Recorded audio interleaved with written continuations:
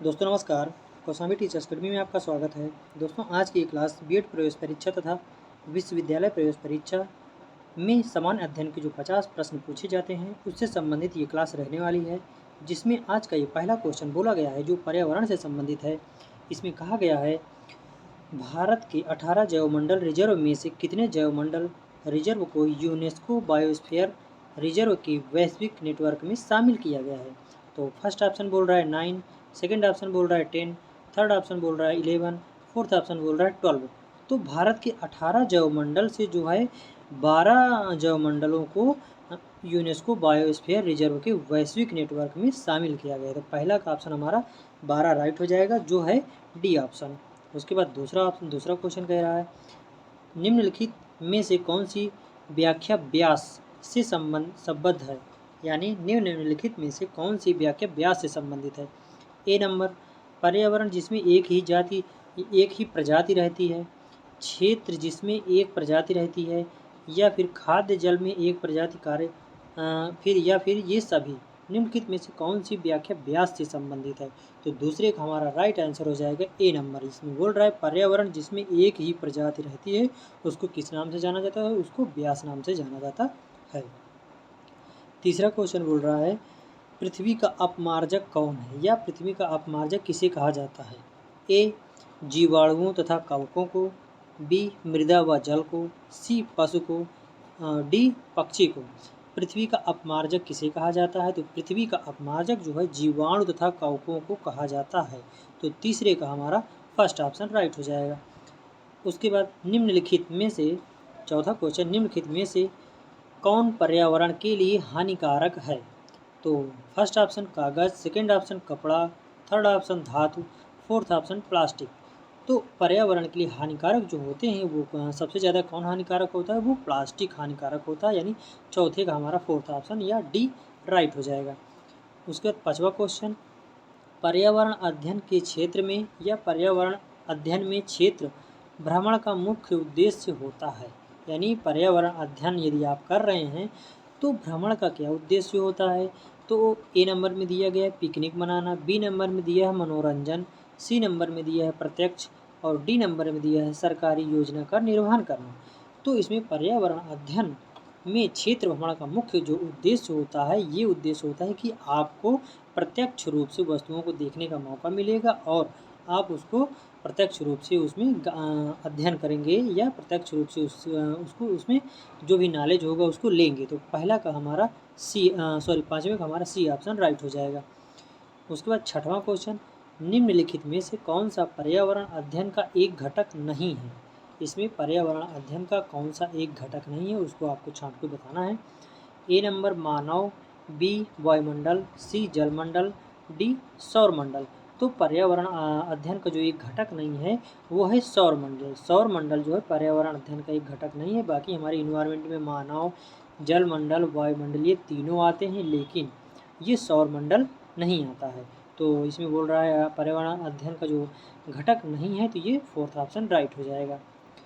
उसके बाद सातवां क्वेश्चन, विश्व पर्यावरण दिवस मनाया जाता है। ये सिंपल सा क्वेश्चन है, विश्व पर्यावरण दिवस जो है कब मनाया जाता है।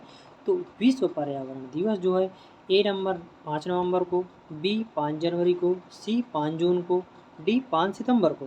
तो पर्यावरण दिवस जो है 5 जून को मनाया जाता है। तो ये सातवें का हमारा सी ऑप्शन राइट हो जाएगा। उसके बाद आठवां क्वेश्चन हमारे दोस्तों, इसमें सारे लगभग पर्यावरण के ही क्वेश्चन पूछे जाएंगे।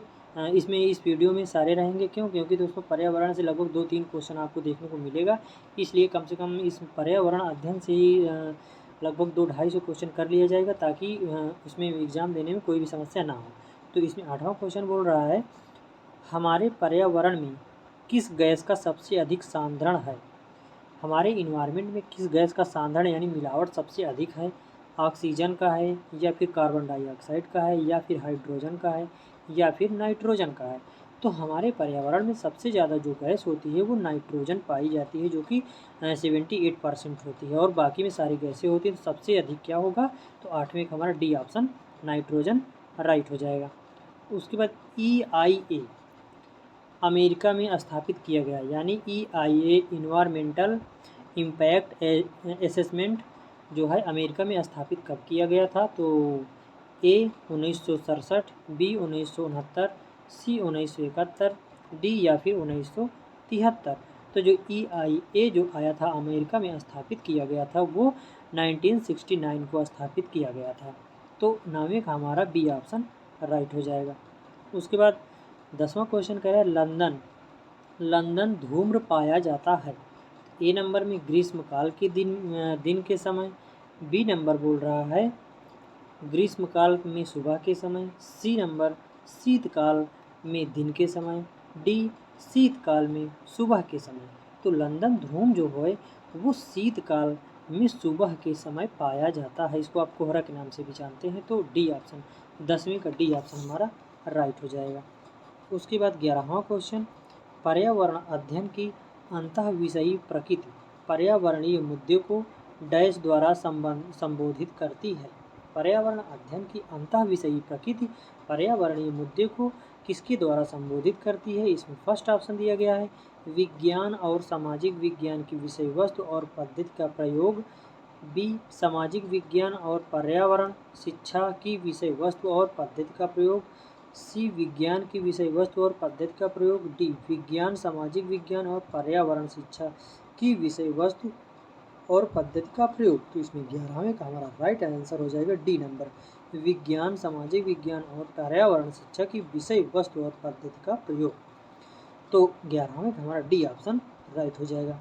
उसके बाद 12वां क्वेश्चन कह रहा है निम्नलिखित में से सुमेलित नहीं, यानी कौन सा है जो सुमेलित नहीं है? तो इसको आपको बताना है। तो ए नंबर दिया गया है विश्व पर्यावरण दिवस 5 जून को मनाया जाता है। ये बात बिल्कुल ठीक है, अभी पीछे हम बता भी चुके हैं। पृथ्वी दिवस 22 अप्रैल को मनाया जाता है, ये भी सही है।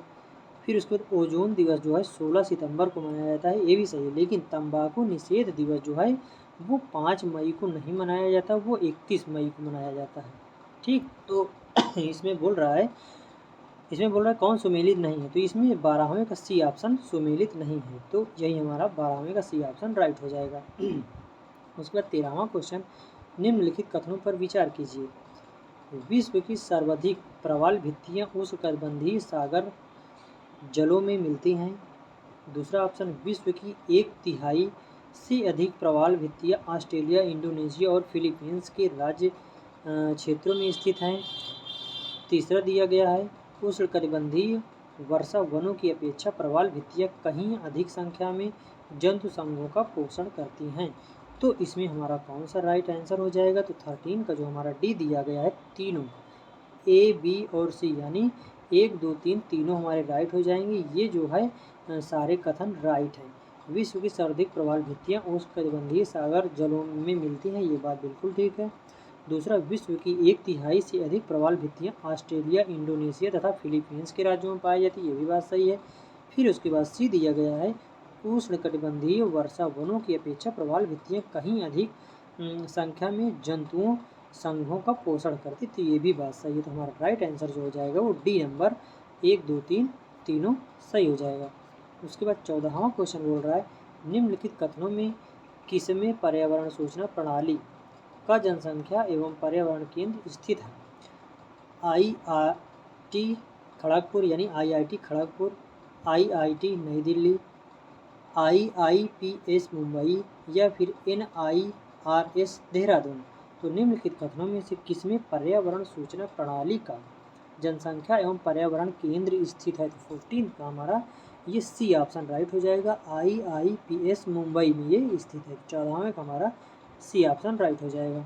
उसके बाद 15वां क्वेश्चन बोल रहा है निम्नलिखित में से कौन फारसी का प्रथम कवि था जिसने अपनी कविता में भारतीय पर्यावरण को चित्रित किया था? तो अमीर खुसरो या फिर अमीर हसन या फिर अबू ताविल कलीम या फिर फैजी। तो कौन फारसी का प्रथम कवि था जिसने अपनी कविता में भारतीय पर्यावरण को चित्रित किया था? तो इसमें 15 का हमारा जो अमीर खुसरो है ये राइट आंसर हो जाएंगे। तो 15वें का पहला ऑप्शन राइट हो जाएगा। उसके बाद 16वां क्वेश्चन कह रहा है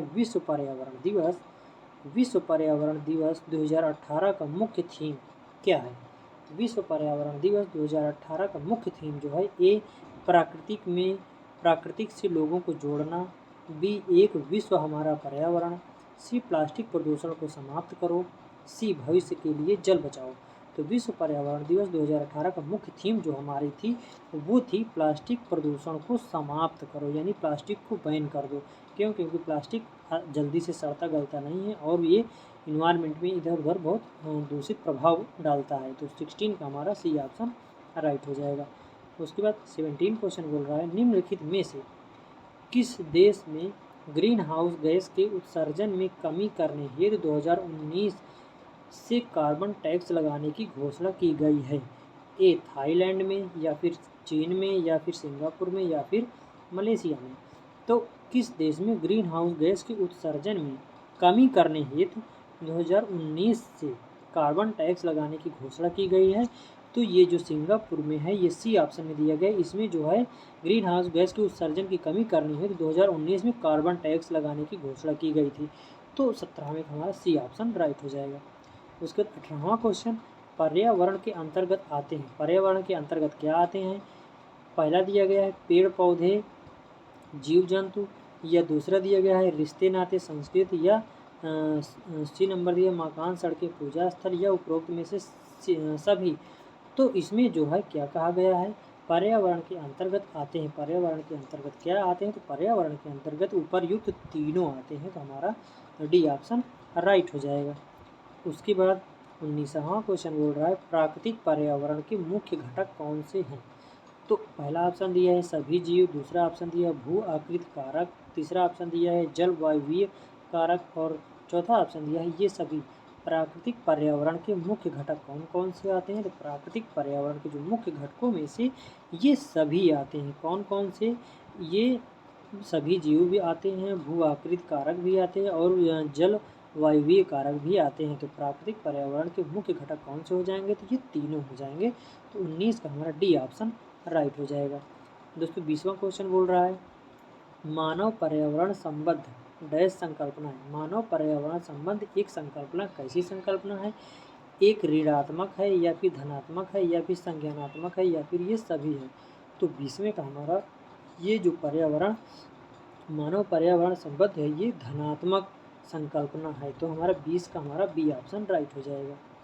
उसके बाद 21 क्वेश्चन कह रहा है निम्नलिखित में से कौन पर्यावरण के लिए हानिकारक है?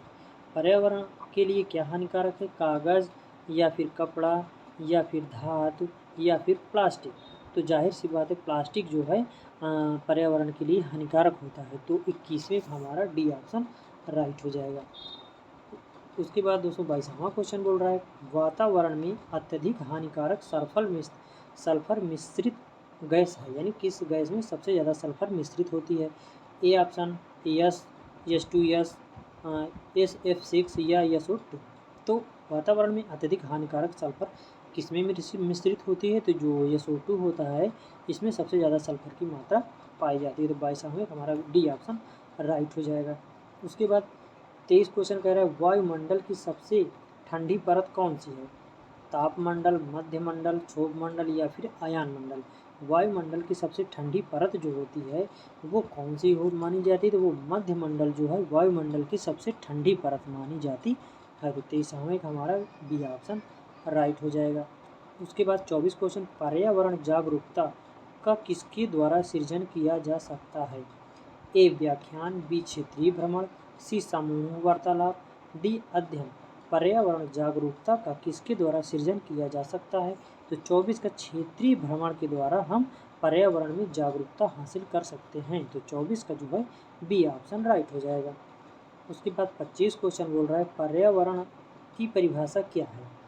बायोटिक एवं बायोटिक घटक, एबायोटिक एवं बायोटिक घटक, या समुद्र तल के नीचे पृथ्वी पर वस्तुएं, या चीज़ें जो हमको घेरती हैं, या फिर कोई नहीं? पर्यावरण की परिभाषा जो है मुख्य रूप से एबायोटिक एवं बायोटिक घटकों के रूप में जानी जाती है। तो 25 का हमारा पहला ऑप्शन राइट हो जाएगा। उसके बाद 26 निम्न में कौन सर्वाधिक उत्पादक पारिस्थितिकी तंत्र है? उष्णकटिबंधीय वर्षावन, या फिर टुंड्रा, या फिर सवाना, या फिर मरुस्थल? तो 26 का जो राइट ऑप्शन हमारा हो जाएगा ए नंबर उष्णकटिबंधीय वर्षावन जो होता है सर्वाधिक पारिस्थितिकी तंत्र इसमें माना जाता है। तो 26 का ए ऑप्शन हमारा राइट हो जाएगा। उसके बाद 27 क्वेश्चन, वायुमंडल में 99% भाग पर किन दो गैसों का विस्तार है? पहला ओजोन एवं ऑक्सीजन, दूसरा ऑक्सीजन एवं नाइट्रोजन, तीसरा कार्बन डाइऑक्साइड एवं ओजोन, चौथा आर्गन। तो वायुमंडल में 99% भाग पर किन दो गैसों का मिश्रण है? तो 27 का जो ऑक्सीजन और नाइट्रोजन का 99% भाग जो है पर्यावरण में वायुमंडल में स्थित होता है। कैसे? क्योंकि 21% माना जाता है कि ऑक्सीजन होती है और 78% क्या है, नाइट्रोजन माना जाता है, बाकी शेष होता है। तो ये लगभग 99% हो जाता है जो वायुमंडल में पाई जाती है, बाकी तो कुछ परसेंट जो है वो अन्य गैसें पाई जाती हैं। तो हमारा 27 का जो है बी ऑप्शन राइट हो जाएगा। उसके बाद 28वां क्वेश्चन दोस्तों, वायुमंडल की सबसे निचली परत का क्या नाम है? समताप मंडल, ओजोन मंडल, आयन मंडल, क्षोभ मंडल। तो वायुमंडल की सबसे निचली परत जो होती है वो क्षोभ मंडल को माना जाता है। तो 28 का हमारा डी ऑप्शन राइट हो जाएगा। 29 क्वेश्चन, पृथ्वी के वातावरण की किस सतह में ओजोन परत पाई जाती है? यानी किस परत में ओजोन परत पाई जाती है? किस सतह में, वातावरण की किस सतह में ओजोन परत पाई जाती है जो मान लीजिए सूर्य से आने वाली पराबैंगनी किरणों को जो आने से रोकती है? तो ट्रेटोस्फियर, ट्रोपोस्फियर या फिर स्ट्रेटोस्फियर या फिर मोसोस्फियर या फिर आयनोस्फियर। तो पृथ्वी में वातावरण की किस सतह में ओजोन परत पाई जाती है? तो ओजोन परत जो है दोस्तों स्ट्रेटोस्फियर में पाई जाती है। तो 29 का बी ऑप्शन हमारा राइट हो जाएगा। उसके बाद 30 क्वेश्चन बोल रहा है, पर्यावरण शिक्षा में समस्या समाधान विधि का मुख्य गुण क्या होता है? लक्ष्य केंद्रित विधि, बी सृजनात्मक विधि, सी चयनात्मक या डी उपयुक्त सभी विधियाँ। तो पर्यावरण शिक्षा में समस्या समाधान विधि का मुख्य गुण क्या होता है? तो पर्यावरण अध्ययन में समस्या समाधान का मुख्य जो विधियाँ होती हैं लक्ष्य केंद्रित होती हैं, सृजनात्मक विधि होती है और चयनात्मक होती है, यानी उपर्युक्त तीनों हमारा राइट आंसर हो जाएगा। दोस्तों आज यहीं तक करते हैं। आज हम दोस्तों सारे जो क्वेश्चन लिए थे वो पर्यावरण से संबंधित लिए थे। कल के टॉपिक में हम इतिहास या फिर भूगोल से जो आसान क्वेश्चन जो हमेशा आपके एंट्रेंस एग्जाम में पूछे जाते हैं उनको लेके आएंगे। दोस्तों हमारा वीडियो अच्छा लगा हो तो लाइक, सब्सक्राइब और कमेंट जरूर करें ताकि रोजाना क्लास की अपडेट आपको मिल सके। थैंक्स टू ऑल, जय हिंद।